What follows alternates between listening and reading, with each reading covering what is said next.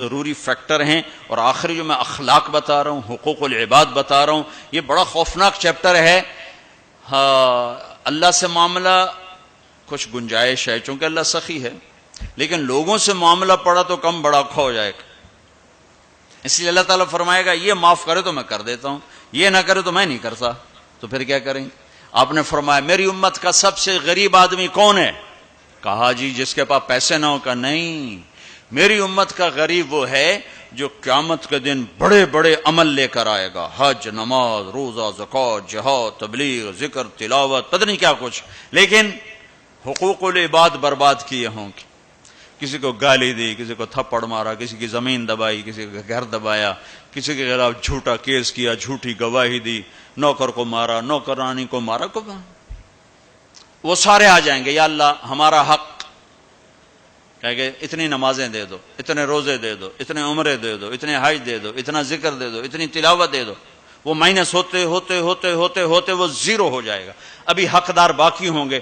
تو پھر اللہ تعالیٰ فرمائے گا ان کے گناہ اس کے سر پہ ڈالو۔ ساری زندگی زنا نہیں کیا اور لوگوں کے زنا سر پہ پڑ رہے، ساری زندگی شراب نہیں پی، لوگوں کی شراب سر پہ پڑ رہے، ساری زندگی جوا نہیں کھیلا، لوگوں کے جوئے سر پہ پڑ رہے، اور آپ نے فرمایا کہ ساری زندگی کی عبادتیں کھو کر اور لوگوں کے گناہ سر پہ لے کر یہ جہنم میں جا کے گرے گا، یہ میری امت کا غریب ہے۔ تو اپنے اخلاق بھی بھائیو بہنوں ٹھیک کرو، اور یہ ایک زبان ٹھیک کر لو تو سارے اخلاق ٹھیک ہو جائیں۔ میرے نبی نے فرمایا معاذ تمہیں سارے دین کا خلاصہ بتاؤں؟ کہا جی کیا؟ مجھے دیکھنا، پچھلے بھی ذرا نظر اٹھا کے مجھے دیکھنا۔ معاذ تمہیں سارے دین کا خلاصہ بتاؤں؟ انہوں نے کہا جی کیا؟ تھا؟ نے کہا یہ ہے، تم بھی دیکھ لو بھائی،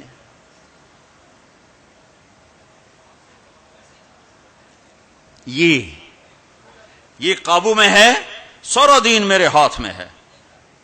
یہ قابو میں نہیں ہے تو ہر شے ہاتھ سے جا رہی ہے، جا رہی ہے، جا رہی ہے، جا رہی ہے۔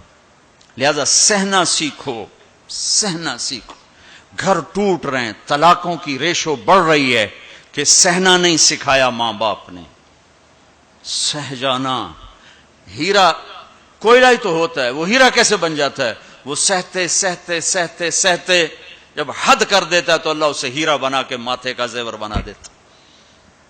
تو سہنا سیکھو، برداشت کرنا سیکھو، اپنے بچوں کو سکھاؤ، خاص طور پر بیٹیوں کو سکھاؤ کہ ہمارا سسرال 100% ظالم معاشرہ ہے۔ میں بڑے درد سے یہ بات کہہ رہا ہوں کہ چاہے وہ دیندار لوگ ہیں چاہے دنیا دار لوگ ہیں، سسرال کا ظلم ایک عجب داستان۔ لوگ بھتہ خوری کو، ہاں بھتہ خوری ظلم ہے اور ڈاکہ ظلم ہے، قتل ظلم ہے، یہ جو ظاہری ظلم نظر آتے ہیں۔ ایک ظلم وہ ہے جو میں سنتا ہوں، جب کوئی آدمی دین میں شہرت کر لیتا تو پھر لوگوں اپنے مسائل، حضرت یہ ہو گیا کوئی بتا دیں، حضرت یہ ہو گیا کوئی بتا دیں، تو بچیوں کے آنسو اور ان کی ہچکیاں سن سن میرا تو کلیجہ ہی جل کے رہ گیا کہ جو سسرال میں ظلم ہو رہا ہے اسے کہاں سے تولو گے؟ ایک عورت جب ماں ہوتی ہے تو ایک سراپا رحمت ہوتی ہے، وہی عورت جب ساس بنتی ہے تو سر سے لے کر پاؤں تک وہ ایک آگ بن جاتی ہے، پتہ نہیں کیوں۔ تو اپنی بچیوں کو صبر سکھاؤ، یہ بھی سکھاؤ کہ بیٹی بس زبان بند رکھنا، سہ جانا، نہ کر لبوں کو سی، عشق ہے دل لگی نہیں، سینے پہ تیر کھائے جا، آگے قدم بڑھائے جا۔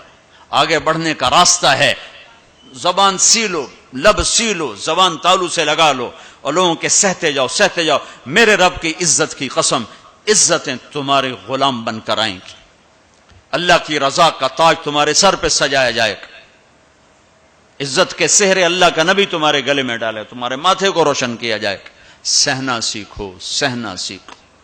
بھائی بھائی سے ٹوٹا، میاں بیوی میں لڑائی، خاوند بیوی کی برداشت نہیں کرتا، بیوی خاوند کی برداشت نہیں کرتا، ماں باپ اولاد کی نہیں برداشت کرتا، اولاد ماں باپ کی نہیں برداشت کرتا۔ سہنا سیکھو۔ ہمارا سارا معاشرہ ایک میرے نبی کی سنت پہ عمل کر لے، برداشت کرنا، تو زندگی خوشحال ہو جائے گی، روشن ہو جائے گی۔ تو اللہ تعالیٰ آپ کا حج کا سفر قبول فرمائے۔ میں نے جو کہنا تھا کہہ دیا، پھر وہاں کچھ باقی باتیں یاد آئیں تو وہاں کہہ دوں گا، اور جب آپ حج سے واپس آ جائیں کچھ وقت